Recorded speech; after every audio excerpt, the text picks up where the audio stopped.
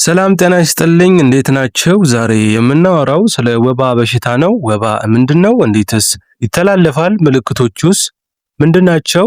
ብዙዎቻችን ወባን እንደ ተራ ትኩሳት እናየዋለን። ነገር ግን ካልታከመ እስከ ሞት ሊያደርስ የሚችል በተለይም እንደ ኩላሊት ያሉ ሰውነታችን ወሳኝ ክፍሎችን በአጭር ጊዜ ውስጥ ሊያቆም የሚችል አደገኛ በሽታ ነው። በዛሬውም ቪዲዮአችን ወባ በሰውነታችን ውስጥ የሚያሳየውን ዋና ዋና ምልክቶች፣ በሽታው እንዴት ወደ ኩላሊት ስራ ማቆም ደረጃ እንደሚደርስና ራሳችንን ከመጀመሪያው እንዴት መጠበቅ እንዳለብን በዝርዝር እንመለከታለን። ቪዲዮውን እስከ መጨረሻው በመመልከት ለራሳችሁና ለቤተሰቦቻችሁ አስፈላጊውን ጥንቃቄ እንድታደርጉ ጋብዛለሁ። አብራችሁን ቆዩ። ወባ ስንል ብዙዎቻችን እንደ ተራ ትኩሳት እናየዋለን። ነገር ግን ነገሩ ከዛ ይበልጣል። ወባ በቫይረስ ወይም በባክቴሪያ የሚመጣ በሽታ አይደለም። ወባ ፕላዝሞዲየም በሚባሉ ጥቃቅን ነፍሳት ወይም ጥገኛ ተውሳኮች አማካኝነት የሚመጣ የደም በሽታ ነው። እነዚህ ተውሳኮች በአይናችን የማይታዩ ቢሆኑም በሰውነታችን ውስጥ የሚያደርሱት ጥፋት ግን በጣም ከፍተኛ ነው። በሽታው የሚጀምረው አኖፌሌስ በምትባል ሴት ትንኝ በውስጧ የተሸከመችውን ተውሳክ እኛን ስትነክሰን ወደ ደማችን ውስጥ ስትረጨው ነው። ተውሳኩ በሰውነታችን ውስጥ የሚያደርገው ጉዞ በደማችን ውስጥ እንደገባ ቀጥታ የሚሄደው ወደ ጉበታችን ነው።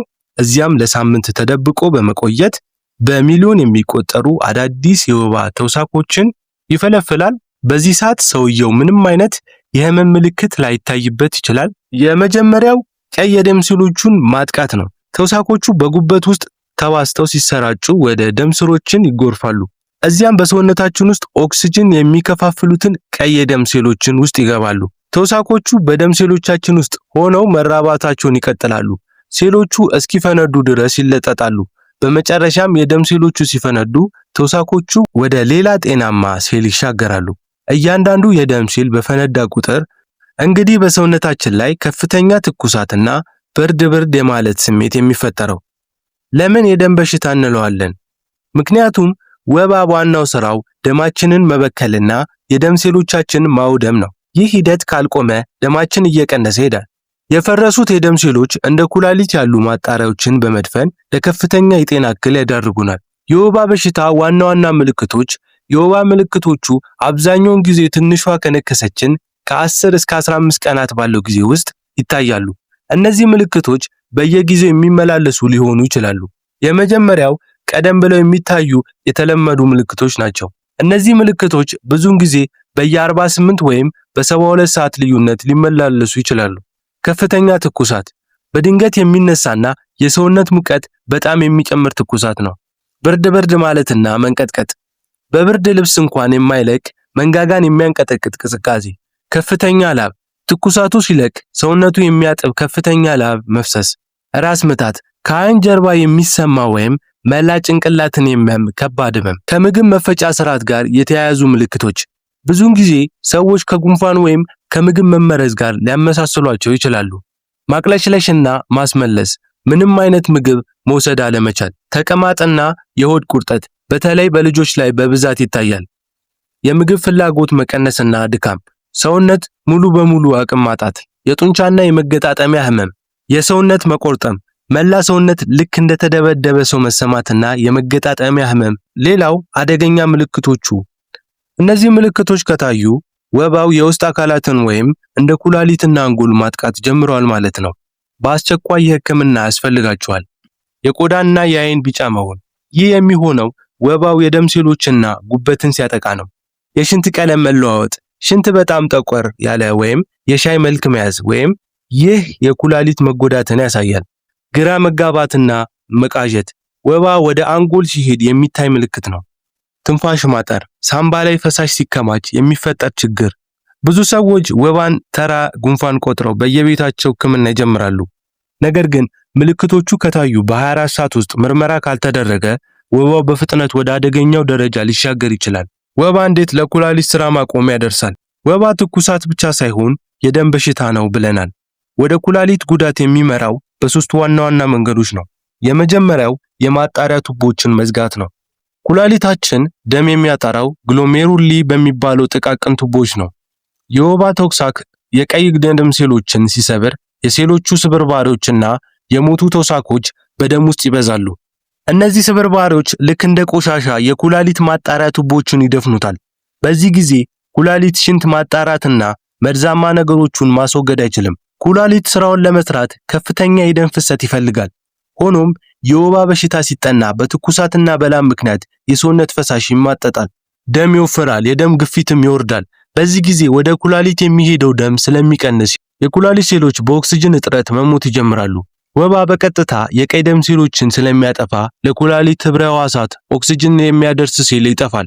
ኦክስጅን ያጣ ኩላሊት ደግሞ ልክ እንደ ማንኛውም የሰውነት ክፍል ይዝላል። በመጨረሻም ስራውን ያቆማል። ኩላሊት መጎዳቱን የሚያሳዩ ምልክቶች የሽንት መጠን መቀነስ፣ ውሃ እየጠጡ ሽንት መውጣት ካቆመ፣ የሽንት ቀለም መቀየር፣ ሽንት የጥቁር ሻይ ወይም የኮካኮላ መልክ ከያዘ፣ የሰውነት ማበጥ በተለይ የፊትና የእግር ማበጥ። ኩላሊት ስራውን ካቆመ በሰውነታችን ውስጥ መርዛማ ነገሮች ይከማቻሉ። ይህ ከመሆኑ በፊት ወባን ቀድሞ ማከም የኩላሊት እጥበት ውስጥ ከመግባት ይታደገናል። ራሳችንን ከመጀመሪያው እንዴት መጠበቅ እንችላለን? መከላከያ መንገዶቹ። ከመታከም መከላከል ይሻላል የሚለው ብሂል ለወባ በሽታ ትክክለኛ መገለጫ ነው። በሽታው ወደ እኛ ሳይመጣ ልንወስዳቸው የሚገቡ 4 ዋና ዋና እርምጃዎች አሉ። የመጀመሪያው የትንኝ ንክሻ መከላከል ዋነኛው መከላከያ ነው። ትንኝ ካልነከሰችን ወባ አይመጣብንም። ስለዚህ አልጋ አውታር ወይም በጸረ ተባይ የተነከረ አውታር ዘውትር መጠቀም። አውታሩ ቀዳዳ እንደሌለው ማረጋገጥ ይገባል። በተለይ ትንኝ በብዛት በምትመጣበት ምሽትና ማለዳ ላይ እጅና እግርን የሚሸፍኑ ረጅም ልብሶች መልበስ።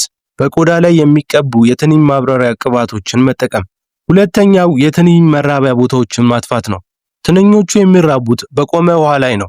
ስለዚህ አካባቢያችንን እንዲናጽዳ ውሃ ማድረግ፣ በቤት ዙሪያ ውሃ የሚያቆሩ ጎማዎች፣ ጣሳዎች ወይም ጉድጓዶች ካሉ እንዲደፈኑ ወይም እንዲፈሱ ማድረግ። ቁጥቋጦቹን መመንጠር፣ በቤት ዙሪያ ያሉ ረጃጅም ሳሮችና ቁጥቋጦች ለትንኝ መደበቂያ ስለሚሆኑ በየጊዜው ማጽዳት ያለባቸው። ሶስተኛው የኬሚካል ርጭት ነው። በጤና ባለሙያዎች የሚከናወኑ የቤት ውስጥ ኬሚካል ርጭቶች መተባበር። ይህ ኬሚካል ግድግዳ ላይ የሚያርፍ ትንኞችን በመግደል የበሽታውን ስርጭት በእጅጉ ይቀንሳል። አራተኛው ቀደም ብሎ ምርመራ ማድረግ። አንዳንድ ጊዜ ግን መከላከያዎቹን ብንጠቀም በሽታው ሊይዘን ይችላል። ምልክቶቹ ትኩሳት፣ ብርድ ማለት። እያንዳንዱ በ24 ሰዓት ውስጥ ደም ምርመራ ማድረግ። በሽታው ገና በጅምሩ ከተያዘ መድኃኒቱ በአጭር ጊዜ ውስጥ ያድናል፣ ወደ ኩላሊት ጉዳትም እንዳይሻገር ይረዳናል። ብዙ ሰዎች ወባን በተመለከተ የሚሳሳቱባቸው ነገሮች አሉ። እነሱም ማረም ተአማኒነትን ይጨምራሉ። ወባ በምግብ ወይም በውሃ ይተላለፋል የሚል ስህተት አለ። ወባ የሚተላለፈው በትንኝ ንክሻ ብቻ መሆኑን ብዙ ሰዎች ብርቱካን ወይም ሎሚ መብላት ወባን ያድናል የሚሉ አሉ። እነዚህ ቫይታሚን ቢኖሯቸው ወባን ግን አይገሉም። መድኃኒትን የግድ መውሰድ አለብን። በወባ በሽታ በብዛት የሚጠቁና ከፍተኛ ጥንቃቄ የሚያስፈልጋቸው ህፃናት በሽታውን የመቋቋም አቅማቸው ዝቅተኛ ስለሆነ ነው። ሌላው ነፍሰ ጡር እናቶች ነው። ወባ በእናትየው ሆነ በጽንሱ ላይ ከባድ አደጋ ሊያደርስ ስለሚችል መድኃኒትን አለማቋረጥ። ትኩሳቱ ሲለቀኝ ድኛለሁ ብሎ መድኃኒት ማቋረጥ ተውሳኩ ተመልሶ እንዲጠናከርና ለመድኃኒት የማይበገር እንዲሆን ያደርገዋል። የታዘዘውን መጠን መጨረስ ግዴታ ነው። በዛሬው ቆይታችን ስለ ወባ በሽታ ኩላሊት ጤና ጋር ስላለው ጥልቅ ግንኙነት በሰፊው ተመልክተናል። በአጭሩ ለማጠቃለል ያህል ወባ ትንኝ በደማችን ውስጥ በምትረጨው ተውሳክ የሚመጣ በሽታ እንጂ ተራ ጉንፋን አለመሆኑን አይተናል። ይህ ተውሳክ በጉበታችንና የቀይ ደም ሴሎቻችንን በማጥቃት መላ ሰውነታችንን ያዳክማል። ምልክቶቹ ከፍተኛ ትኩሳት፣ መንቀጥቀጥና ድካም ዋና ዋና ሲሆኑ የሽንት ቀለም መቀየርና የአይን ቢጫ መሆን ደግሞ በሽታው እየጠና መምጣቱን የሚያሳዩ አደገኛ ምልክቶች ናቸው። ከኩላሊት ጋር ያለው ዝምድና ወባ በአግባቡ ካልታከመ የፈረሱ የደም ሴሎችና የኩላሊት ማጣሪያዎችን እንደሚደፍኑና ለድንገተኛ የኩላሊት ስራ ማቆም እንደሚዳርጉ ተመልክተናል። መከላከያው መንገድም ሁልጊዜ በአውታር መተኛት፣ የቆመ ውሃን ማጽዳትና ምልክቶቹ ሲታዩ በፍጥነት ወደ ሕክምና መሄድ ከሁሉ የተሻለ መፍትሄ ነው። ጤና ከሁሉ በላይ ውድ ስጦታ ነው። ስለዚህ ራሳችሁንና ቤተሰቦቻችን ከወባ በሽታ መጠበቅ ከኩላሊታችሁ ጤናማ ሆኖ እንዲቀጥል ጥንቃቄ አድርጉ። ይህ መረጃ ለአንድም ሰው ቢሆን ሕይወት ሊያድን ስለሚችል ቪዲዮውን ሼር በማድረግ ለወዳጅ ዘመዶ ያድርሱ። ለዛሬ ያዘጋጀውላችሁ መረጃ ይህን ይመስል ነበር። ቪዲዮውን ከተመቻችሁ ላይክ ማድረጋችሁን አትርሱ። ለቻናሉ አዲስ ከሆናችሁ ደግሞ እንዲህ ያሉ ጠቃሚ የጤና መረጃዎች ሁልጊዜ እንዲደርሷችሁ ሰብስክራይብ አድርጉና የደወል ምልክቷን ተጫኑ። ስለተከታተላችሁኝ ከልብ አመሰግናለሁ። በሌላ ቪዲዮ በጤና እስክንገናኝ ድረስ ሰላም ቆዩ።